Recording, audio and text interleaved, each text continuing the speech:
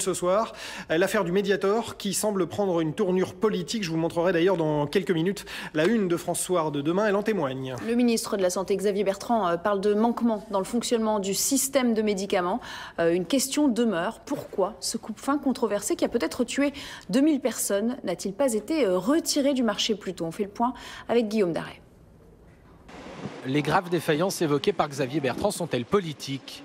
En 1998, quand 3 professeurs de médecine soulignent dans cette lettre la dangerosité du Mediator comme coupe-fin, Martine Aubry est ministre de l'Emploi et de la Solidarité, Bernard Kouchner, son secrétaire d'État à la Santé, et Martin Hirsch, directeur de cabinet de ce dernier.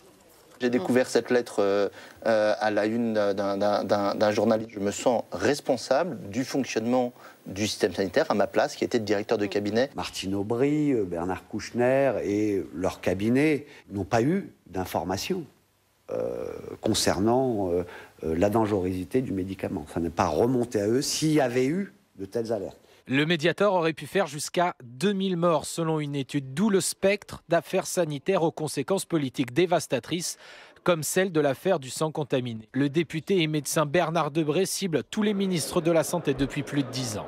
Ignorer pour un politique, c'est une faute.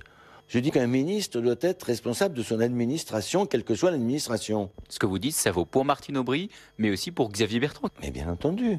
Je n'accuse pas, je dis simplement j'aimerais en France qu'on soit un peu responsable de ces actes. Les députés se saisiront bientôt de cette question. Une mission d'information parlementaire sur le Mediator doit débuter début janvier.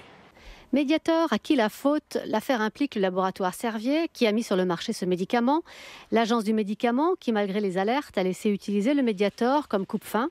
Et se pose une question, que savaient les différents ministres de la Santé sur la dangerosité de ce médicament?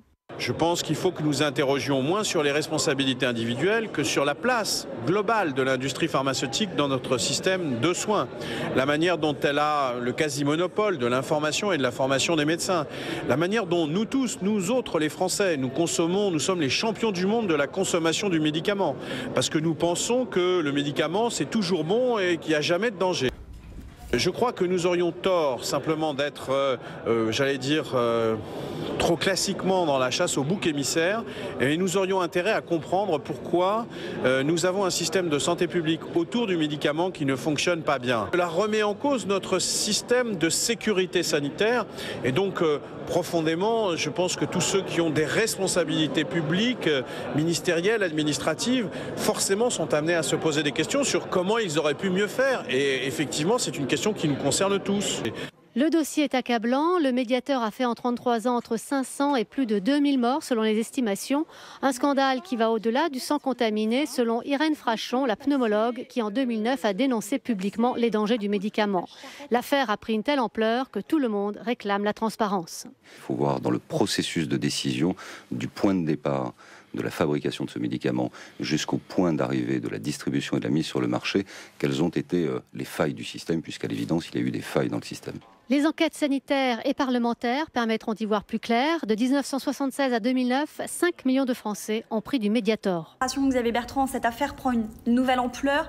Vous dites, vous, on ne pouvait pas ignorer. Est-ce que ça veut dire que les ministres de la Santé qui se sont succédés de droite comme de gauche ne peuvent pas dire la formule désormais connue, responsable mais pas coupable? Il faut pondérer tout ça, bien entendu. Je pense que le ministre est responsable de son administration. S'il est responsable de son administration et qu'il y a eu une faille, une défaillance, comme le dit Xavier Bertrand, il en est responsable. Je ne veux pas le pointer du doigt en disant « il est coupable, il faut qu'il aille en prison ». Pas du tout. Mais au moins qu'il dise « j'aurais dû savoir ».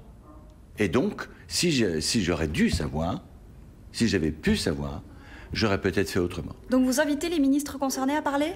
J'invite les ministres concernés exactement comme a fait Xavier Bertrand. Dire je veux tout savoir, comme l'a fait le Premier ministre et le Président de la République. Il faudra qu'il y ait un éclaircissement complet. Il ne faut pas qu'il y ait des zones d'ombre. C'est trop grave. Vous comprenez, pour des raisons simples. Les médicaments ont sauvé des millions de personnes. Ce médicament-là n'a pas sauvé de gens, a tué des gens. Et pourtant, les premiers signes d'alerte sur la dangerosité du Mediator datent de 98, confirmés par d'autres études. Mais non, bien avant. Et pourtant, les données, selon les études, donc même avant, comme vous nous le dites, ne vont pas se croiser. Est-ce que les autorités de tutelle ont traîné parce que tout simplement on ne touche pas au laboratoire Servier en France? Alors écoutez, la deuxième partie de votre argumentation, je vous la laisse. Je n'en sais rien. Il faudra. Ah non, mais attendez, c'est un vrai problème et une vraie question. Parce que quand on nous dit Servier, c'est 22 000 emplois, oui, c'est vrai. Mais c'est pas une raison pour qu'ils sortent des médicaments qui ne servent à rien et qui tuent. Alors, je ne pense pas qu'il y ait eu de connivence. Ce que je veux... Pas de conflit d'intérêts dans cette affaire, pas de porosité entre les experts, l'administration et le monde politique. Entre les experts et l'administration, certainement. Certainement, mais c'est pas que pour Servier. Les experts à l'administration, nous l'avons vu pour la grippe, nous l'avons vu pour beaucoup de produits. Et quand on regarde ce produit, une amphétamine, et les téléspectateurs savent ce que c'est qu'une amphétamine, depuis 1965, les Suisses avaient sorti un médicament qu'ils ont retiré en 68. Servier a sorti le Mediator en 76. Et puis il a sorti 2 autres médicaments qui ont eu des procès, 60 000 procès aux États-Unis. Ça a été retiré. C'était le même. Et depuis 97, on a des documentations, on savait que c'était dangereux, et c'est le mutisme. Ce qu'il faut savoir, c'est où ça s'est arrêté. Pourquoi ça s'est arrêté? Et là, je réclame vraiment la transparence au nom de l'éthique politique, au nom de l'éthique médicale, mais aussi au nom de tous les médecins. Parce que nous prescrivons d'autres médicaments qui sont efficaces, et si on commence à cacher, ça va retomber sur tous les médicaments et toute la médecine. Nora Berra, qui est secrétaire d'État à la Santé, a travaillé pour les laboratoires dans les contextes, dans cette affaire dont on est en train de parler. Est-ce que dans ces conditions, le gouvernement peut travailler en toute sérénité? Il y aura, je pense, une mission, et même j'en suis sûr, une mission d'information parlementaire totalement indépendante. Il y aura l'IGAS qui va mener également une information et une enquête, et il y aura vraisemblablement des actions au pénal, puisque j'ai appris, et je le sais, vous le savez, qu'il y aura et qu'il y a des malades ou des familles, des ayants droit, qui vont attaquer le laboratoire. Donc j'espère qu'à l'occasion de ces différentes enquêtes, on saura tout. Nora Berra, écoutez, elle a été, à un moment donné, liée à des laboratoires. Voilà, simplement, il faut qu'elle le dise, il faut que les médecins qui sont dans des expertises le disent, mais c'est pas une honte non plus.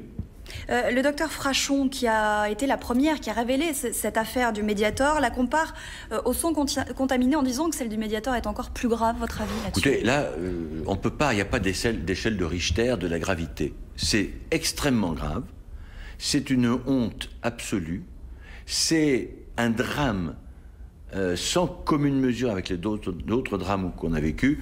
Est-ce qu'il faut le comparer? Je ne sais pas. S'il y a un enrichissement privé des laborattoires c'est ce qu'elle dit, effectivement, puisque dans le cas du Mediator, les remboursements de la Sécu, les gains revenaient vers Servier. Et... le problème, c'est que s'il y a effectivement une connivence, un conflit d'intérêts, alors, mais on ne le sait pas encore.